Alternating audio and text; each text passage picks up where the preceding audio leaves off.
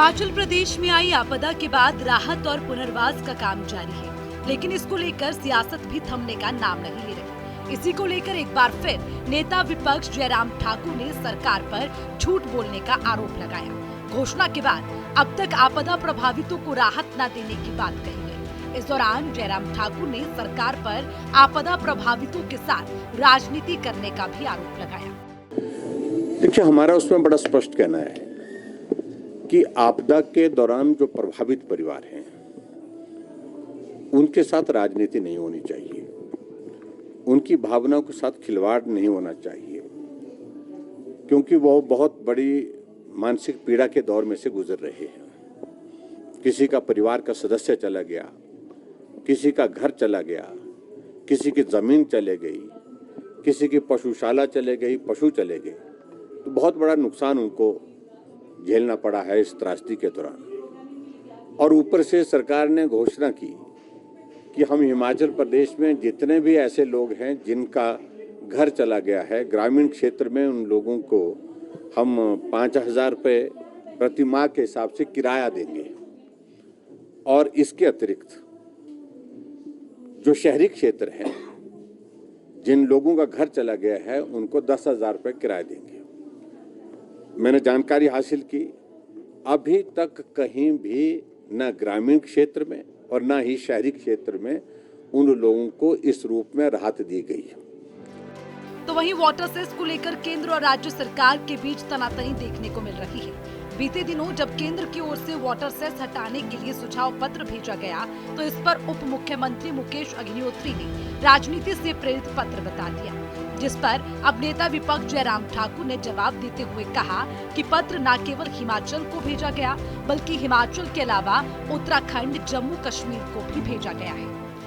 Water cess के लिए commission बना दिया, लाखों रुपए प्रति महीने के उसमें जो अपॉइंटमेंट की है उस पर खर्च हो रहा है, गाड़ियां चल रही हैं, कमीशन कॉन्स्टिट्यूट करके काम अभी तक कुछ किया नहीं है, लेकिन लाखों रुपए खर्च हो रहा है। तो ऐसे में मेरा यही कहना है कि इससे कोई लाभ नहीं हो पाया है। जिन राज्यों ने किया भी है उनको भी बहुत बड़ा कोई लाभ हुआ है ऐसा नहीं है, और वैसे भी मामला लिटिगेशन की दिशा में बढ़ा। उधर बाहरी राज्यों से आने वाले वाहनों पर लगाए गए टैक्स को लेकर भी पूर्व मुख्यमंत्री और नेता विपक्ष जयराम ठाकुर ने अपनी प्रतिक्रिया दी। उन्होंने कहा कि ये टैक्स हिमाचल प्रदेश के पर्यटन क्षेत्र को पूरी तरह से तबाह कर देगा। हिमाचल प्रदेश एक बहुत बड़ी टूरिज्म डेस्टिनेशन है इंटरनेशनल स्तर के इसमें, और जहां हिमाचल प्रदेश में हमको रोजगार के लिए अगर कोई जरिया अगर मिलता है नौजवानों के लिए, वो टूरिज्म सेक्टर एक है जो बहुत बड़ा उसमें कंट्रीब्यूट करता है, और आय का जरिया भी टूरिज्म बहुत बड़ा एक जरिया है हिमाचल प्रदेश के लिए। और उस सेक्टर में इस प्रकार की वो करना, जो खासतौर से जो गाड़ियों पर, बसों पर और दूसरी गाड़ियों पर जो टैक्सेस इम्पोज किए हैं, तो उसके कारण टूरिस्ट हिमाचल प्रदेश में आएगा नहीं। मैं कह रहा हूं कि मैं 3 दिन पहले जम्मू था, और जम्मू कश्मीर में हालात इस कदर के हैं कि पूरा भरा हुआ टूरिस्ट से। कारण है कि भाई ऐसी चीजें जब करेंगे आप, तो हिमाचल प्रदेश टूरिस्ट क्यों आएगा, और इससे टूरिज्म इंडस्ट्री जो है तबाह होगी। आप करिए, ऐसे सेक्टर को पकड़िए जहां आपको टैक्सेस लगाने हैं, जिससे हिमाचल प्रदेश के भविष्य पर जो है वो नुकसान ना हो, इस बात को सोचना चाहिए।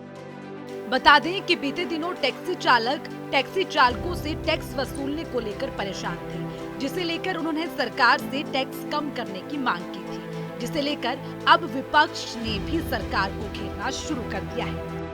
सूर्य समाचार के लिए शिमला से कमल ठाकुर की रिपोर्ट।